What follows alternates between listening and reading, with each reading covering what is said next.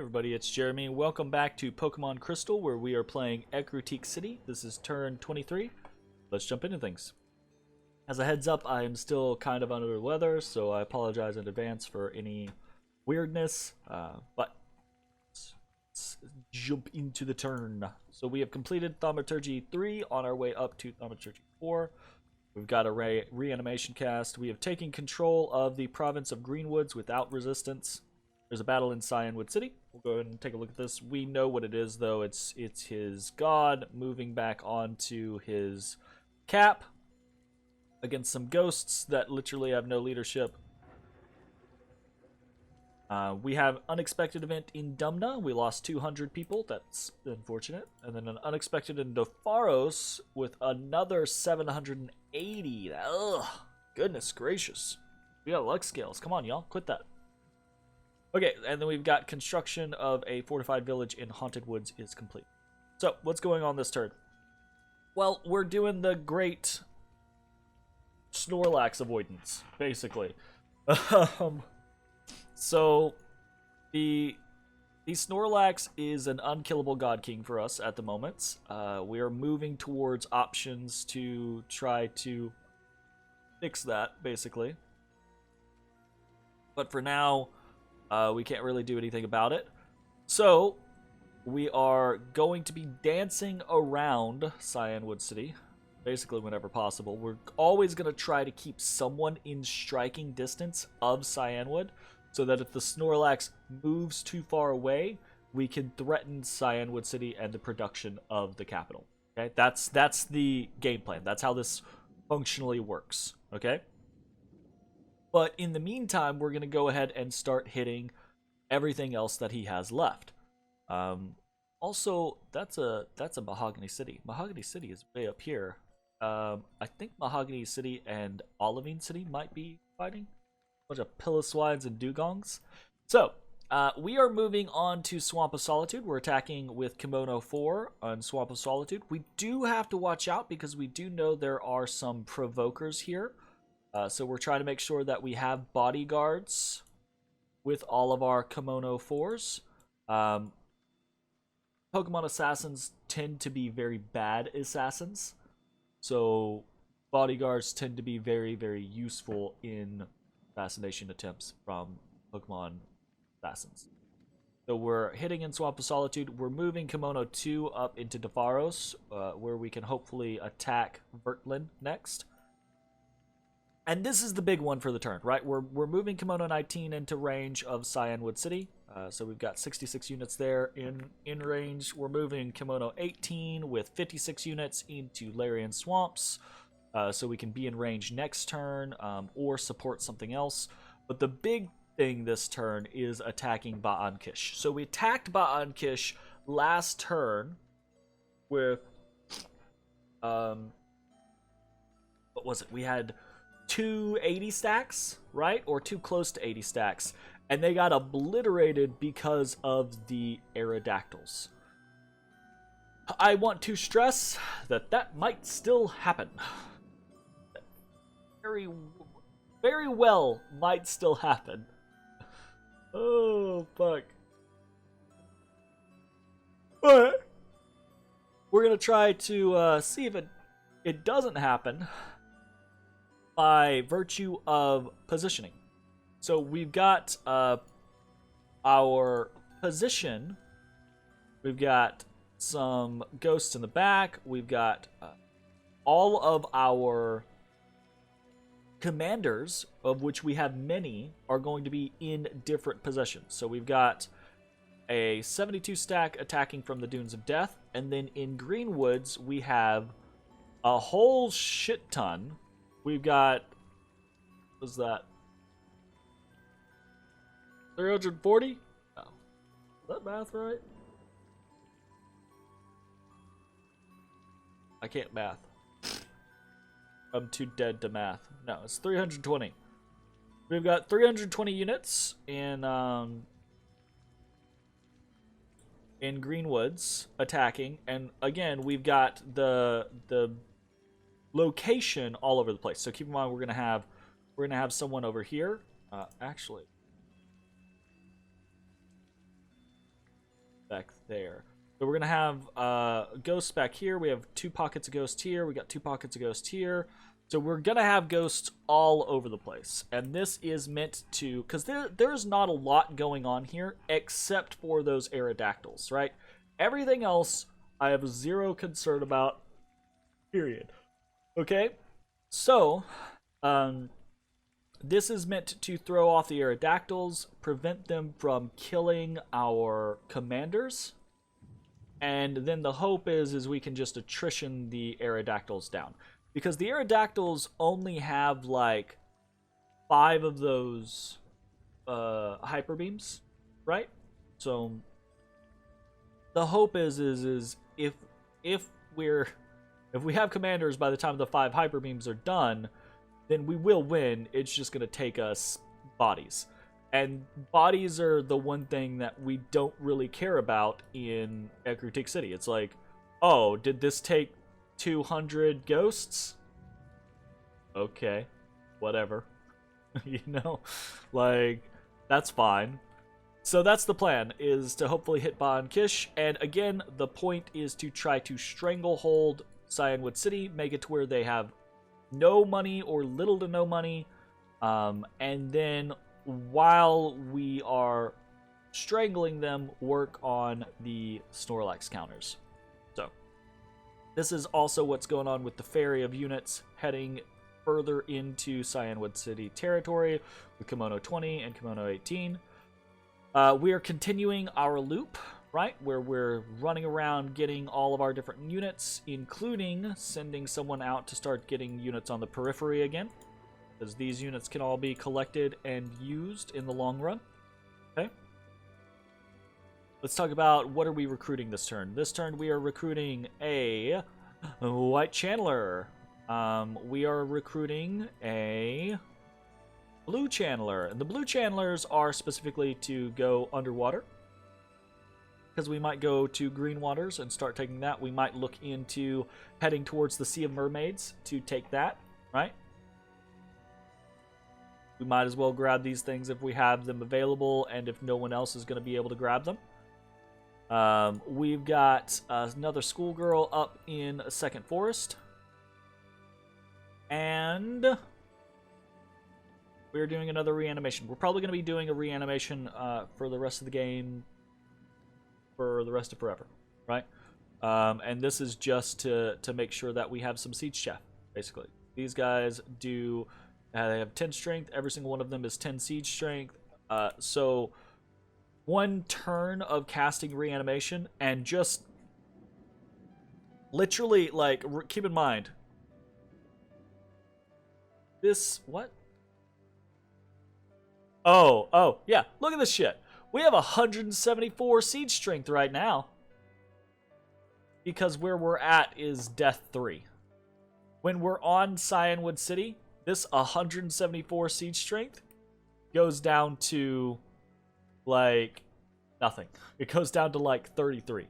That being said, though, we need to keep this in mind, because I've kind of been overlooking this. We need to keep this in mind. It might be important for us to fight in Greenwoods, if possible. So, yeah, because our strength goes up to 7 in Greenwoods, which you're like, oh, that's so shitty. Yes, it's very shitty, but it's significantly better than what it is in a Growth 3 province. So, that actually puts our lick at kind of like a dangerous level. So, anyways, research-wise, we've got 200 research per month now, which isn't great at turn 23, but it's not the worst thing in existence. So we are heading up Thaumaturgy for Soul Slay, basically. Paralyze and Soul Slay. So Thaumaturgy 4 gets us Paralyze, right? Magic Resistance negates, but then Thaumaturgy 5 gets us Soul Slay. Again, Magic Resistance negates. He does not have crazy magic resistance. He's got like 19 magic resistance. That is definitely within Soul Slay range. It's not going to be easy, but it's definitely doable. So, that's kind of the go-to option. But here's the caveat, right? To even get a single Soul Slayer, we need without using one of our either our god or one of our two specials, right? Our veteran or our gym leader. To get a Soul Slayer, we need at least 4 slaves, right? Because that's how you need that many to get 2 bonus levels in a path. So if we were to send like a cadre of schoolgirls, we would need at least 5 schoolgirls just to get one person casting Soul Slay. And I think doing it that way is a poor plan. You don't want one Soul Slay 5 times crossing your fingers. You want like 30 Soul Slays that, you're going to get one of those. Definitely. Right?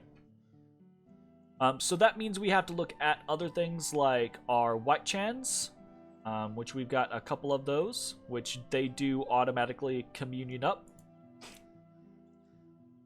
And that's part of the reason why we're going to be recruiting more White Chans down here and blue and White Chans in Ecruteak City. Okay? Is kind of for that reason. However, we're running into money problems. We're going to run into money problems really, really quickly doing this. We have reached that point in the early to mid game where everything was fine up until this point. We were scrimping and saving and everything, but we're able to get infrastructure up. Now we're at the point to where it's just like, okay, well, every turn that we progress, we're going to make less and less money. Due to the death in our lands, due to the unrest in our lands, the unrest generated by our ghosts, due to the fact that our upkeep is just getting higher and higher. Is rough. Is definitely rough. We're gonna have to see how it goes. So that's mostly the turn, honestly. Like, there are a couple of little moving parts and pieces, but realistically, that's the turn. We're trying to rush towards Thaumaturgy 5 as quickly as possible because I think Soul Slay is probably the simplest, most elegant solution to the Snorlax. I think we choke the Cyanwood City's lands out. Constantly harass him. If he moves off of his capital, put a stack on his capital, take anything that he takes back, except the losses that we're gonna have, because we're gonna have losses, right? We're gonna run into these scenarios where we're like, oh, we try to take something back and he leaves the Snorlax there and Snorlax kills that stack. Whatever, that's fine, it happens. But we've got to focus on doing this strangling process and then eventually have a stack that comes out that has, a good amount of siege chaff in it so that we can break his force pretty quickly, right? Or break his walls pretty quickly. Has enough ghosts in it to hold, and then has a big enough cadre in it to guarantee being able to Soul Slay, basically. And that, I don't think, should be very hard. Truth be told.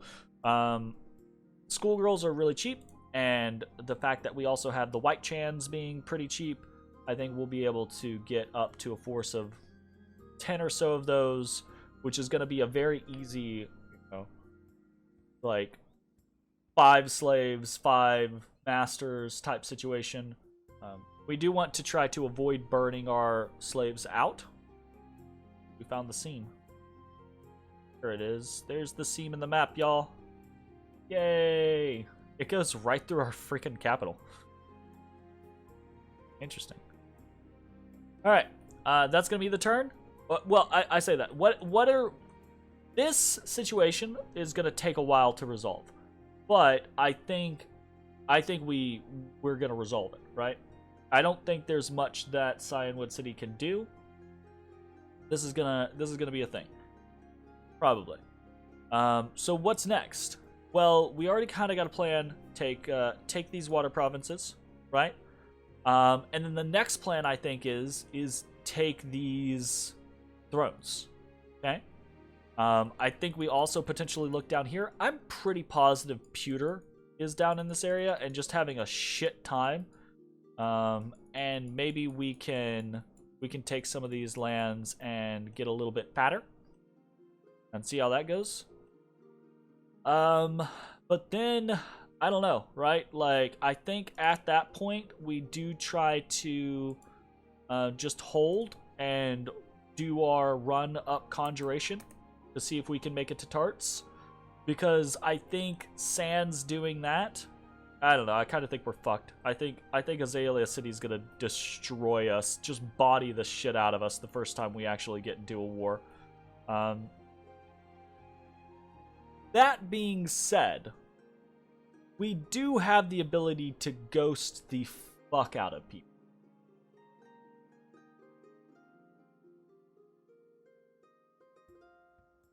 I could see us starting the process of ghosting.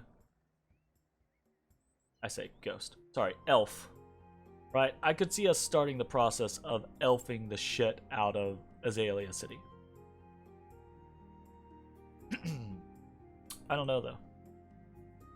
That seems kind of a dicey prospect. But that would be so, like, Azalea's all in here, right? What if just in one turn we hit 20 provinces? Ooh, buddy. That would be a thing.